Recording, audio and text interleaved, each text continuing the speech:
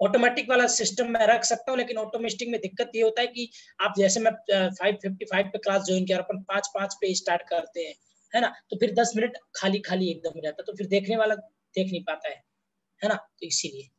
चलो, combination of resistance parallel में कैसे होगा कि जो ये है ऐसे रहेंगे, है ना सर, ऐसे मतलब कंडीशन लिखाता हूँ तभी समझ में आएगा, है ना, कि पोटेंशियल यहाँ पे V है, ठीक है, तो यहाँ पे भी प्लस प्लस प्लस, यहाँ पे भी कितना होगा V, यहाँ पे कितना 0, तो यहाँ पे भी कितना होगा 0।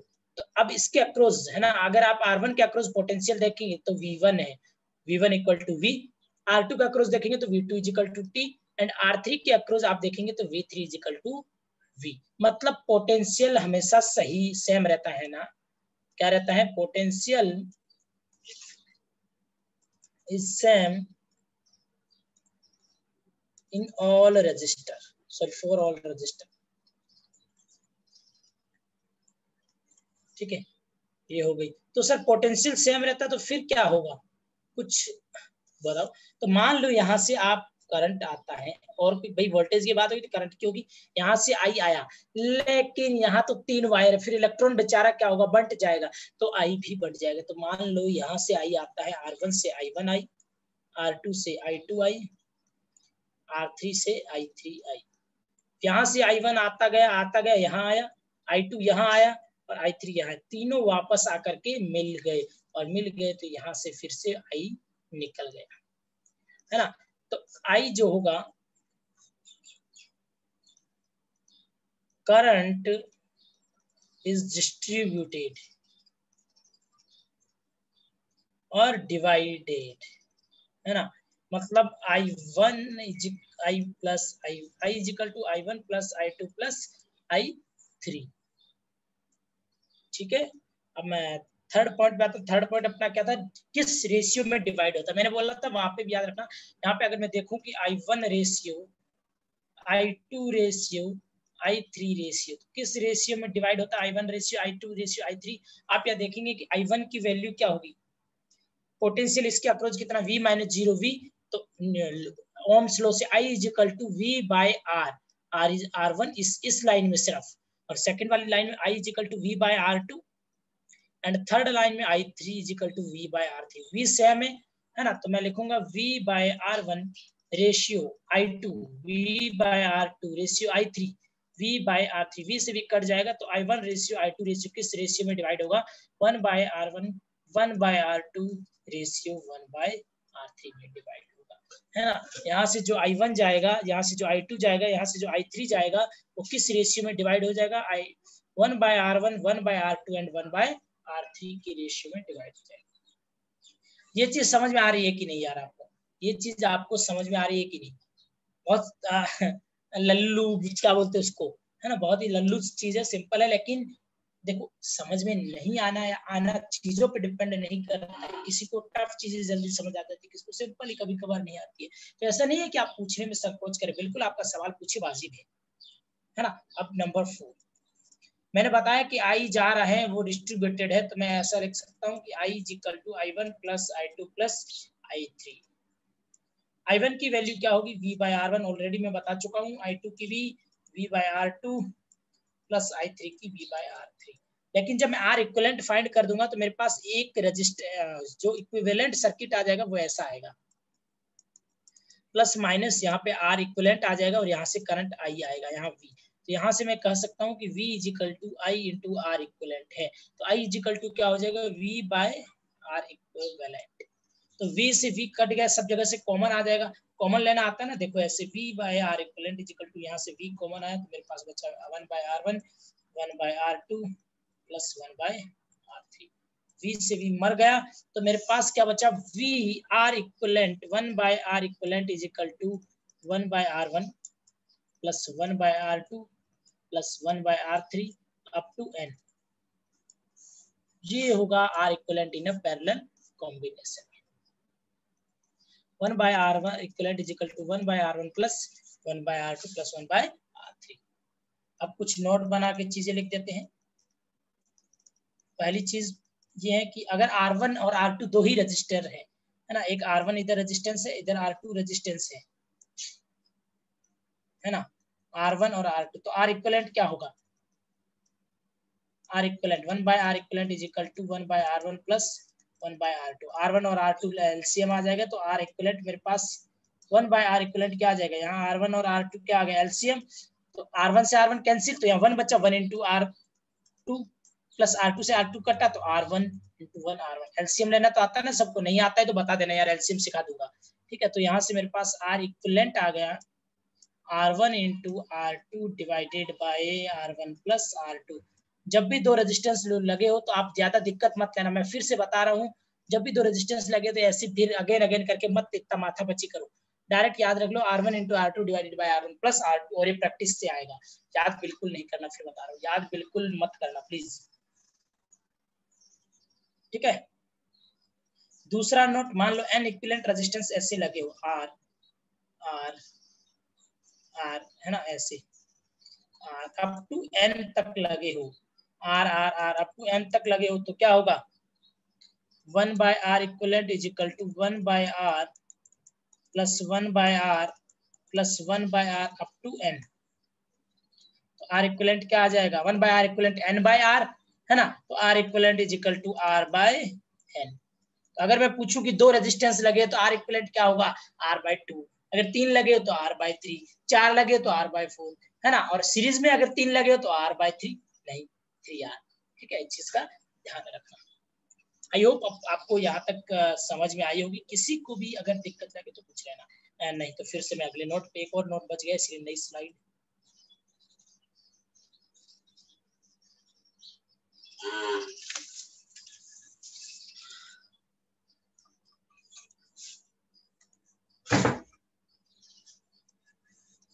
बताऊंगा अक्सी है ना, ये आएगा, टेंशन मत, ठीक है।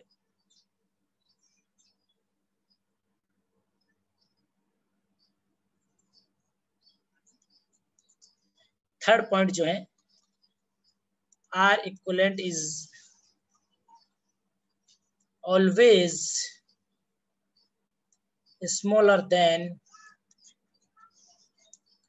any of the individual। अक्सर इसको अपने पास रखिए, बिल्कुल आएगा तब मैं बिल्कुल बता दूंगा आपको, है ना।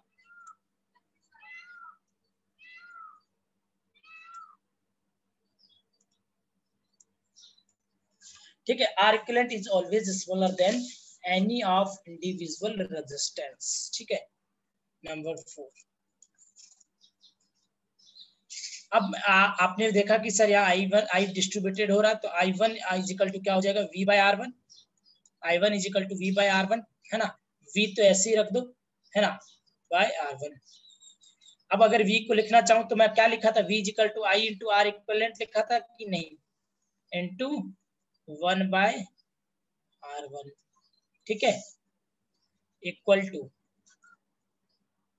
I इंटू आर इक्विवेलेंट क्या होगा, I इंटू आर इक्विवेलेंट, अगर मैं इसको ऐसा लिख दूं I/1/R इक्विवेलेंट, तो कोई गलती बिल्कुल नहीं सर, है ना, इंटू 1/R1, ठीक है। तो इसको अगर मैं सॉल्व करूंगा तो ऐसे कर सकता हूँ कि 1/R1 है ना, upon 1/R1 upon 1/R equivalent, ये इसके मल्टीप्लाई में है ना, I/R इक्विवेलेंट को 1/R1 लिख दिया इंटू I/R1।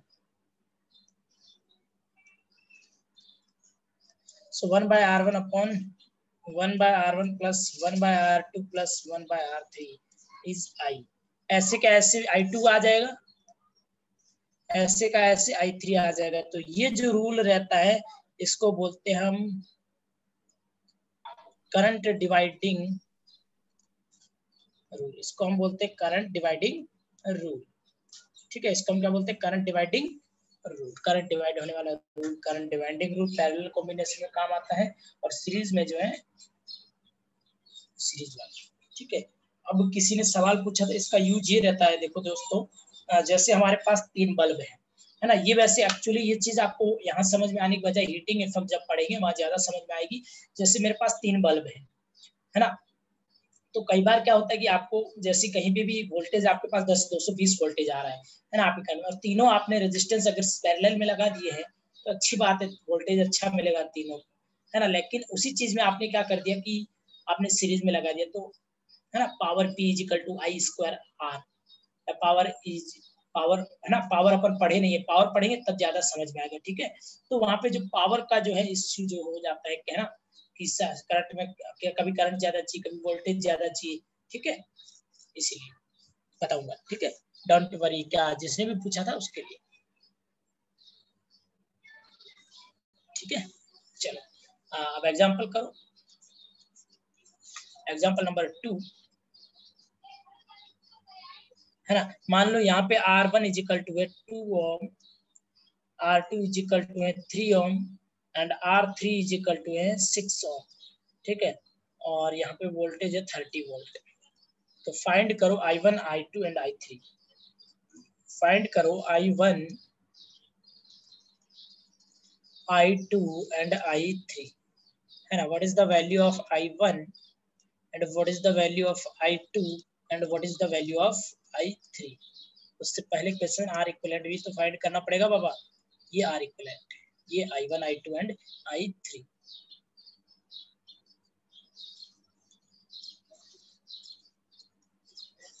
ठीक है।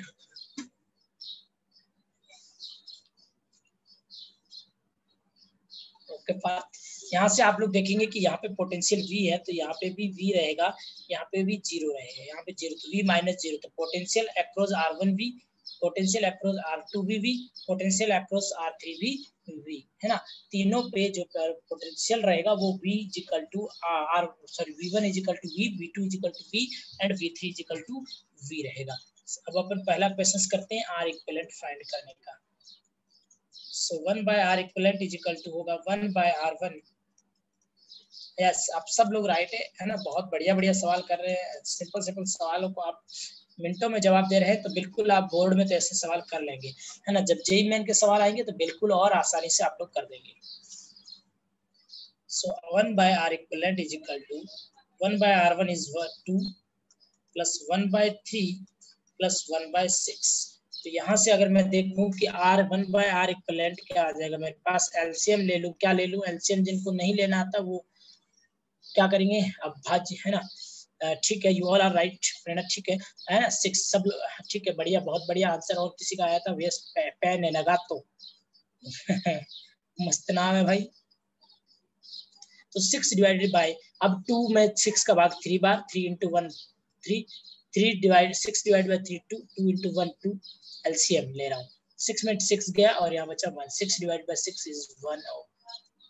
मेरे को ऐसा क्यों लग रहा है कि है ना, कि एक्चुअली मैं क्यों पूछता हूँ आप लोगों से छोटी छोटी चीजें, जैसे एलसीएम लेना, कई बार बोलता हूँ कि 1 बाय एक्स स्क्वायर को x माइनस 2 हो जाएगा, a प्लस बी ये हो जाएगा, क्योंकि मैं खुद आपकी जगह जब था उस समय मेरे को ये बेसिक चीजें क्योंकि बुक्स में मिलती नहीं है ये, है ना, तो इन चीजों में क्यों बुक्स में सॉल्यूशन तो मिल जाता है, लेकिन कैसे आया स्टेप अगला ये नहीं मिलता है, तो मैं खुद हमेशा कंफ्यूज हो जाता था बेसिक मैथमेटिक्स में। तो इसीलिए मैं हमेशा कोशिश करता हूँ कि बेसिक मैथमेटिक्स में कोई फंसे नहीं मेरी तरह, क्योंकि मेरा बेसिक बहुत कमजोर था उस समय। Second, I1, I2 and I3। I1 क्या होगा, I1 होगा V1 बाय R1, है ना, तो V बाय R1, V क्या है हमारे पास 30, V क्या है हमारे पास 30, तो 30 divided by 2 is equal to 15, I2 बराबर V by R2, 30 divided by 3 10, and I3 is equal to I by R3 is equal to 30 divided bye 6 is equal to 5 ampere. और अगर आप I टोटल फाइंड करना चाहेंगे, अगर आप यहाँ I find करेंगे तो आप डेफिनेटली I भी फाइंड कर लेंगे। आपके पास I जो आएगा, I कितना आएगा पता है, I is equal to आएगा V by R इक्वलेंट, है ना। V हमारे पास 30 था, ये अपने पास सर्किट बनेगा ना जब लास्ट वाला, यहाँ पे आ जाएगा 1 ओम, यहाँ पे I और यहाँ 30, तो यहाँ से 30 बाय 1 30 एम्पियर। तो आप टोटल करके देखेंगे I1 plus I2 plus I3 check भी कर सकते हैं, है ना। I1 plus I2 plus I3 अपने पास कितना आ जाएगा 30 आ जाएगा। अब ये ठीक था, ये ऐसे आप लोग कर देंगे, लेकिन मैं एक और मेथड बताऊंगा, उसको आगे अगर यूज करेंगे तो और भी बेटर है ना। मेथड 2 मैथ्स की ट्रिक से करेंगे इसको, मैथ्स ट्रिक से। कैसे मैथ्स ट्रिक से, आपको पता है कि इन पैरेलल जो करंट रहता है वो क्या रहता है, पैरेलल में करंट डिवाइडेड हो जाता है, और किस रेशियो में डिवाइड होता है ये भी मैं डिस्कस कर चुका हूँ कि I1 ratio I2 ratio I3 है ना। In parallel I1 ratio I2 ratio I3 जो है 1/R1 ratio 1/R2 ratio 1/R3 ratio में रहता है, करंट डिवाइडर है ना, करंट डिवाइडिंग। तो यहाँ पे 1/R1 1/R2 1/R3 के रूप में रहता है। मतलब यहाँ पे जो I1 ratio I2 ratio I3 जो आएगा वो क्या आएगा, 1/2 1/3 1/6 है ना। इसको अगर आप जो है 6 से मल्टीप्लाई कर दे, तीनों को 6 से मल्टीप्लाई कर दे तो कोई फर्क नहीं पड़ेगा, तो जो है इसको 6 से मल्टीप्लाई किया तो 3:2:1 है ना। तो I1 ratio I2 ratio I3 किस में आया है ना। जिसका रेजिस्टेंस कम होगा उसमें करंट ज्यादा होगा, बिल्कुल ज्यादा होगा, क्योंकि जब ऑब्स्टेकल कम होंगे तो वो इजीली जाएगा, और जब ऑब्स्टेकल ज्यादा होंगे तो आपको जाने में दिक्कत होगी ना। तो जहां करंट होगा वहां आई ज्यादा होगा, आई ज्यादा होगा, मतलब यहाँ पे आई ज्यादा होगा, यहाँ पे आई ज्यादा होगा, यहाँ पे आई कम होगा है ना आज का। ठीक है, तो 6 ओम पे कम होगा 1 रेशियो में। तो 3:2:1 सबको समझ में आया कि नहीं, एक बार बताओ। रेशियो फाइंड करना आता है, अरे भाई 1/2 रेशियो 1/3 रेशियो 1/6 रेशियो, इसको जो है ऐसे ये बट्टे में है ना, इसको नॉर्मल फॉर्म में लाना है। तो नॉर्मल फॉर्म में लाने के लिए मैंने मल्टीप्लाई किया, सबको मल्टीप्लाई करना, किसी एक को किया तो फिर गलत हो जाएगा है ना। जितनी चीजें हैं सबको मल्टीप्लाई करोगे तभी आंसर आएगा सही है ना। सबको मैंने 6 से मल्टीप्लाई किया, सबको मैंने 6 से मल्टीप्लाई किया, तो मेरे पास आया 3:2:1 3:2:1 ठीक है, 3:2:1 आया।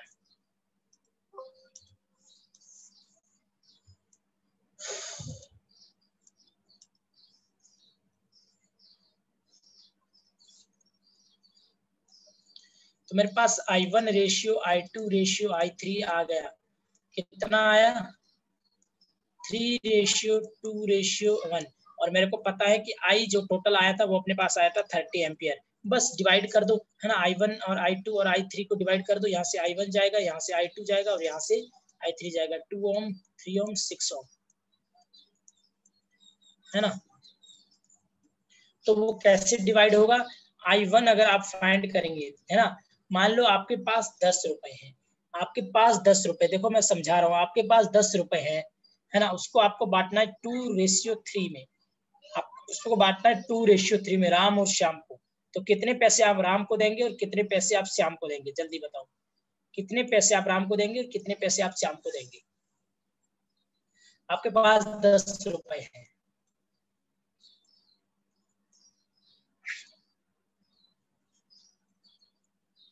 6 and 4 है ना, 6 and 4 नहीं, 4 and 6 आएगा ना, 6 and 4 क्यों। देखो कैसे देंगे राम को है ना, राम का अनुपात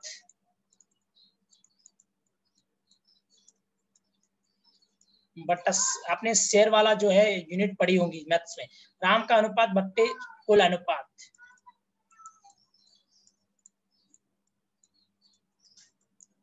राम का अनुपात बट्टे कुल अनुपात इनटू रुपए कुल है ना। अरे यार Hindi ratio of Ram upon total ratio into total money है ना। तो यहाँ से मेरे पास आ जाएगा ratio of Ram is 2 and total ratio is 5 and total money is 10। सो यहाँ से 2 × 2 4 RS, राम के पास आ जाएंगे 4 एंड रिमेनिंग जो आएंगे इसके पास 6 RS। सेम थिंग्स यहाँ पे करनी, I1 ratio of I1 is 3, total ratio 3 + 2 + 1 6 into total current is 30। सो यहाँ पे मेरे पास आ गया 1/2 × 30 = 15 ampere. I2 ratio of I2 upon total ratio into 30, तो यहाँ से मेरे पास आ गया 10 ampere. Same as I3 = 1/6 × 30 = 5 ampere. तो ऐसे जो है आप मैथ्स ट्रिक से भी कर सकते हैं करंट डिवाइडेड। ठीक है, यहाँ पे सबको समझ में आया तो ठीक है। एक लास्ट क्वेश्चन आज का अपन करते हैं, अच्छा सा क्वेश्चन है ना, फिर मिलेंगे अगली घड़ी में आपके साथ सर्किट एनालिसिस के साथ।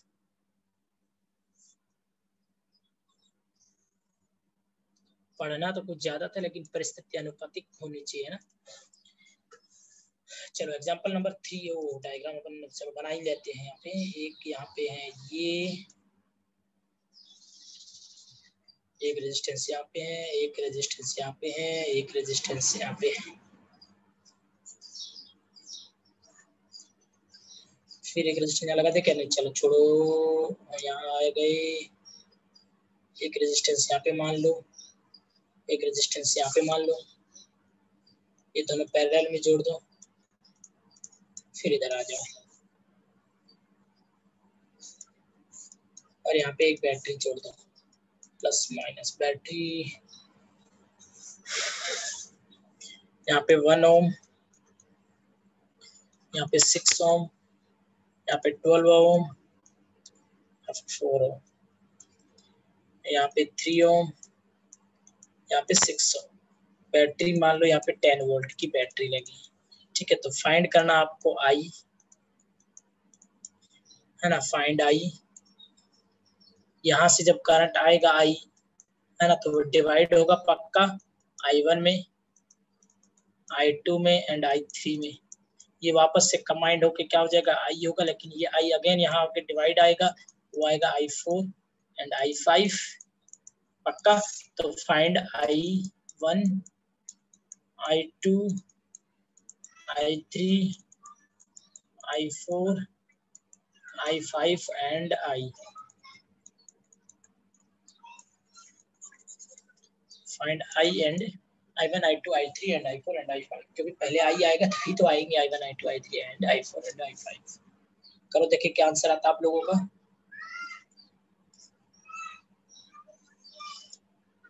किसी को आज वॉइस में बिल्कुल दिक्कत नहीं आया यार? मेरे को सही, अगर मैं सही बताऊं तो मेरे को हमेशा टेंशन रहता है कि वॉइस मेरी कैसे जा रही है आप लोगों तक, है ना। अगर मेरे को आज वीडियो देखना पड़ेगा, अगर वॉइस अटकती अटकती आ रही है ना कहीं भी, तो यार प्लीज बता देना कि सर कई बार अटक जाती है या साउंड नहीं आती है तेज, है ना। क्योंकि मजा तभी आता है जब हम जो चाहते हैं उसी प्रकार से हमारे पास जब टीचर का आवाज आता है ना, टीचर की वैसे ही आवाज हमारे पास आती है तभी मजा आता है। ठीक है देन पार्थ, थैंक यू यार, थैंक यू सो मच। क्योंकि सबसे इम्पोर्टेंट चीज यही होती है, ठीक है। चलो तो सबसे पहले मैं फाइंड क्या करूंगा, मेरे पास एक सर्किट जो है, इस सर्किट को कैसे भी करके सिंगल सर्किट में ऐसे कन्वर्ट कर दो, सिंगल रेजिस्टेंस में, सॉरी, है ना, प्लस 10 वोल्ट, यहाँ से करंट आई गया होगा सर, यहाँ पे आर इक्विवेलेंट रहा होगा, है ना। तो सबसे पहले मेरे को सर आर इक्विवेलेंट फाइंड करना पड़ेगा। तो आर इक्विवेलेंट फाइंड करने के लिए यहाँ पे तो इन तीनों को पहले लेते हैं, किनको लेते हैं, इन तीनों को। ये तीनों क्या है, पैरेलल में है, बिल्कुल आर इक्विवेलेंट जिन जिन लोगों ने बताया वो सब सही है। यहाँ से इन तीनों को लेते हैं तो 1 by R equivalent is equal to 1/6 plus 1/12 plus 1/4। तो मेरे पास कितना आएगा, ये 12 एलसीएम ले लो, 2 प्लस 1 प्लस 3, है ना। R equivalent is equal to आया 2 ओम, ये आर इक्विवेलेंट यहाँ का आया 2 ओम, ठीक है। अब ये वाला देखेंगे अपन, ये भी दोनों पैरेलल में है, पैरेलल में दो, अगर दो रेजिस्टेंस पैरेलल में होते तो कैसे लिखता हूँ, दो रेजिस्टेंस है तो 6 into 3 divided by 6 plus 3 R1 into R2 divided by R1 plus R2 18 divided by 9 is 2 ओम, है ना। दोनों इंडिविजुअल से कम आया है क्योंकि पैरेलल में है। एंड थर्ड वाला ये 1 ओम है, ठीक है। अब मैं हम लोग इन तीनों को सबको सीरीज में जोड़ेंगे, तो सीरीज में जोड़ेंगे तो यहाँ 1 ओम, यहाँ पे 2 ओम और यहाँ पे 2 ओम, ये बैटरी से जुड़ा है इधर, है ना। आप देखेंगे यहाँ पे कि पैरेलल में इंडिविजुअल से कम आया और यहाँ पे देखो आप सीरीज में इंडिविजुअल से ज्यादा आएगा। ये तीनों सीरीज में है, ये तीनों किस में है, सीरीज में। कल अपन आर इक्विवेलेंट फाइंड करेंगे, आज बेसिक वाला आर इक्विवेलेंट फाइंड कर रहे हैं, तो हमारे पास यहाँ आर इक्विवेलेंट कितना आएगा, R1 plus R2 plus R3, मतलब 1 ओम प्लस 2 ओम प्लस 3 ओम। तो टोटल मेरे पास आया 2 ओम है ये भी, टोटल आया मेरे पास 5 ओम। मेरे पास आर इक्विवेलेंट आ गया 5 ओम, मेरे पास क्या आ गया, आर इक्विवेलेंट आ गया मेरे पास 5 ओम, ठीक है। तो अब मेरे से पूछा है कि find I1, I2, I3, I4 and I5।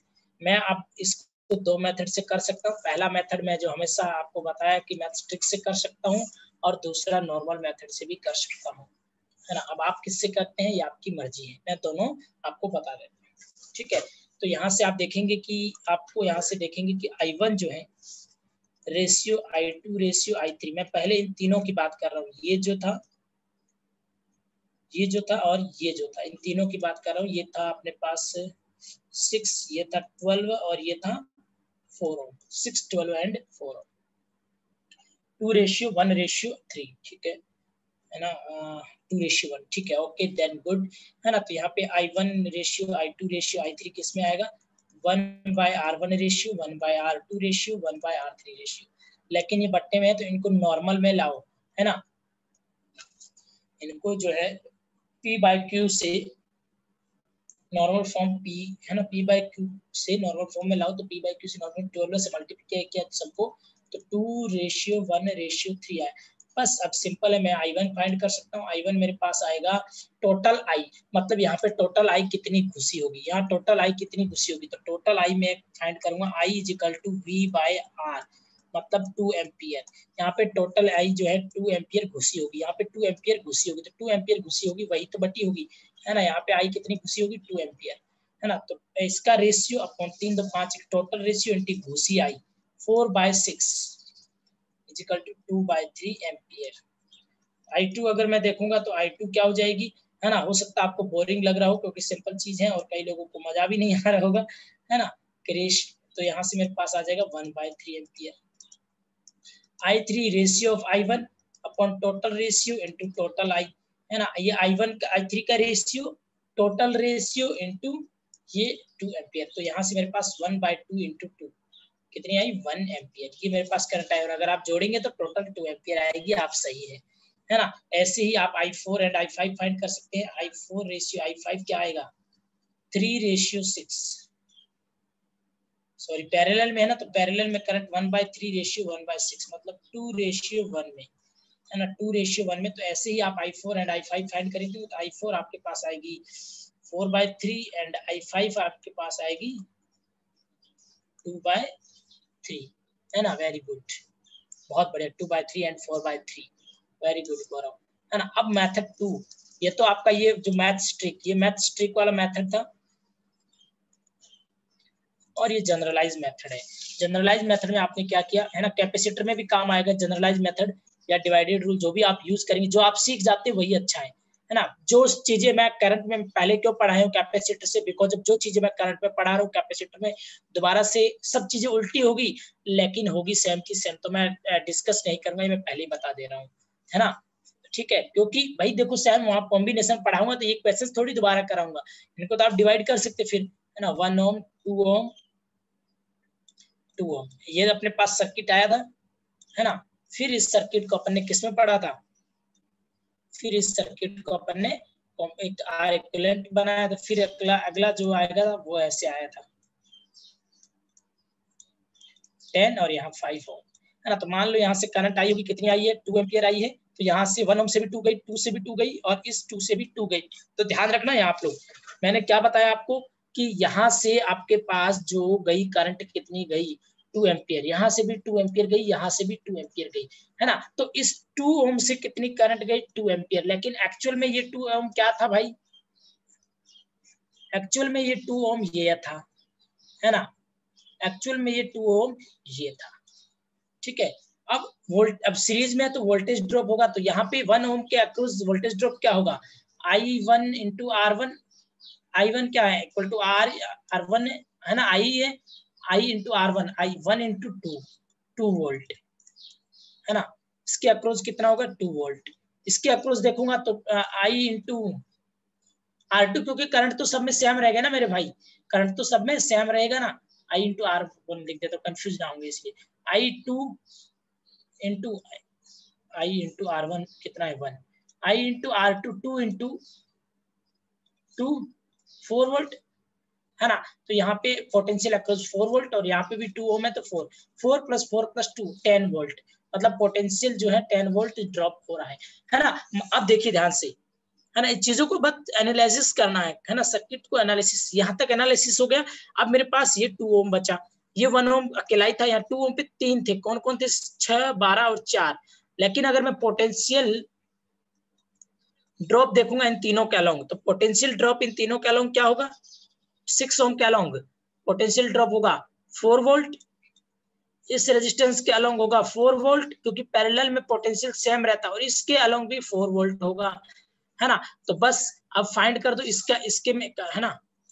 तो इसके लिए मैं फटाक से फाइंड कर देता हूँ, यहाँ R1 वगैरह नहीं लिखता हूँ, ये IR AI, इसको क्या नाम दूं मैं यार, R डैश दे दो इसको, R डबल डैश दे दो, R dash R double dash, है ना, क्योंकि R1 R2 R3 इनको नाम दे दो, क्योंकि यहाँ से I1 जाएगा, यहाँ से I2 जाएगा, और यहाँ से I3 जाएगा। सो I1 क्या हो जाएगा मेरे पास, I1 हो जाएगा 6 V by R 4 by 6 मतलब 2 by 3। I2 मेरे पास क्या हो जाएगा, V by R 4 by 12 मतलब 1 by 3, और I3 मेरे पास क्या हो जाएगा, V by R मतलब 4 by 4 1 ampere. Same he answer आया, देख लो यार, इधर भी और इधर भी। अब यहाँ का 2 ओम था, है ना, ये 2 ओम कैसे डिवाइडेड था, ये 2 ओम ऐसे डिवाइडेड था, एक रेजिस्टेंस इधर था, एक रेजिस्टेंस इधर था, 3 ओम था इधर, और इधर 6 ओम था, है ना। एक 3 ओम था करंट में, और इधर एक 6 ओम था। अब मेरे को करंट फाइंड करना है, तो करंट कैसे फाइंड करूंगा, देख यार, करंट क्या आ रहा था, I आ रहा था, ये I4 और I5, है ना, I4 और I5 में डिवाइडेड हुआ था, है ना। तो I4 है, तो इसको मैं R4 मान लेता हूँ, ठीक है। तो यहाँ पे पोटेंशियल, यहाँ पे 2 वोल्ट है इसके अक्रॉस 2 के, लेकिन ये दोनों पैरेलल में है, तो इस पे भी 2 वोल्ट ही होगा और इस पे भी 2 वोल्ट होगा। जब इन दोनों को कंबाइंड करूंगा तब भी क्या होगा, 2 वोल्ट ही होगा। तो अगर मैं यहाँ से I4 फाइंड करूं तो V by R 2 by 3, और यहाँ पे I5 करूं तो 2 by 6। सॉरी कुछ गलत हो गया क्या, हाँ सही तो है, 2 by 3 एंड 2 by, यही है क्या, R1 and R2 3 and 6 V by R, हाँ I4 एंड I5 यही आ रहा है क्या,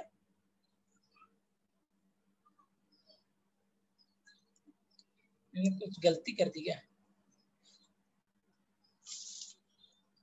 3 ओम एंड 6 ओम, नहीं 3 ओम एंड 6 ओम ही है।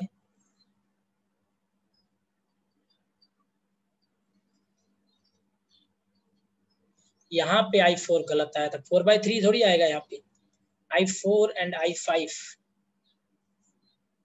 1 by 3 रेशियो 1 by 6 2 रेशियो 1, है ना, का रेशियो बटे total ratio into total current, हाँ 4 by 3 आ रहा है।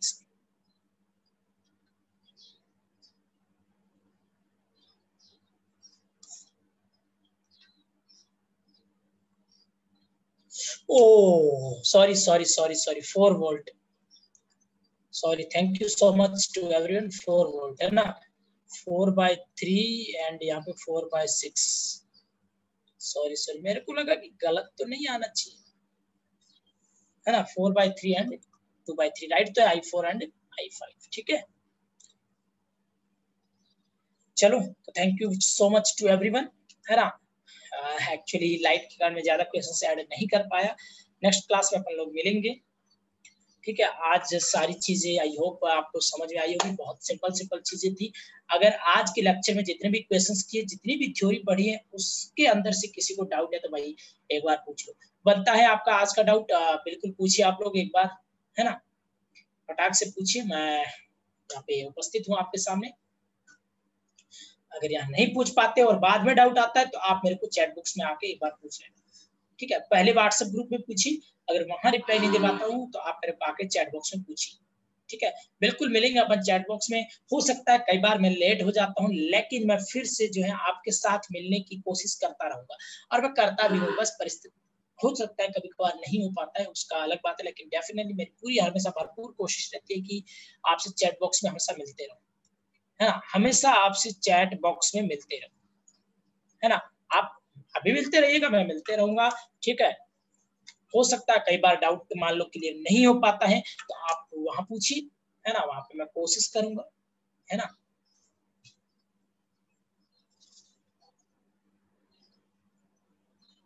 ठीक है, चलो मिलते हैं ब्रेक के बाद। Thank you so much to everyone.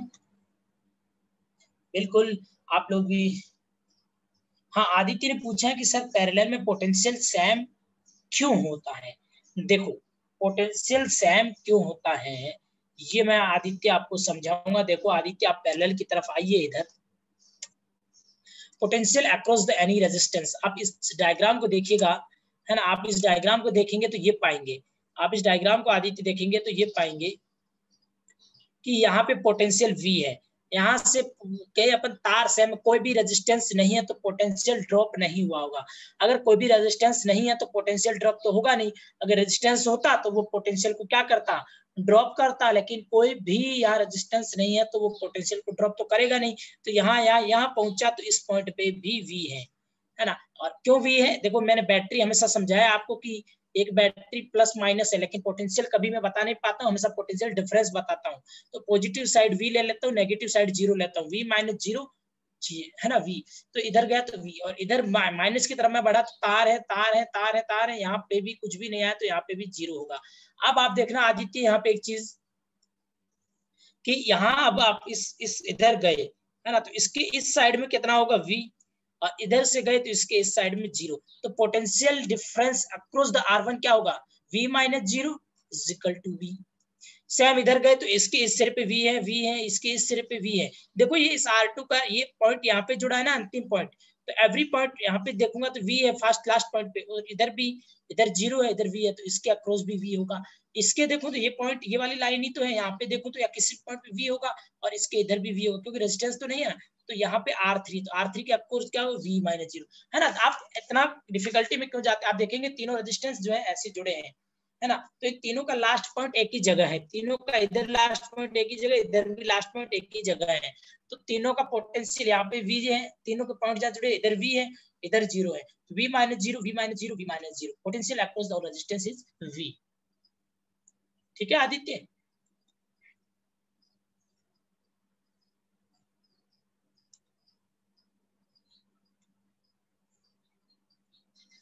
अरे यार सिर्फ 10 लोगों ने ही सबमिट किया था एनपीएस, मैंने एंड कर दिया। चलो ठीक है, कोई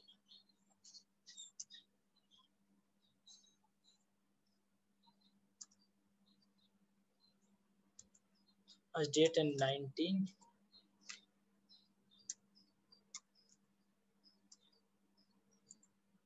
और चलो ठीक है, thank you so much to everyone, बने रहिए और डाउट पूछते रहिए और सवाल सॉल्व करते रहिए, ठीक है, थैंक यू।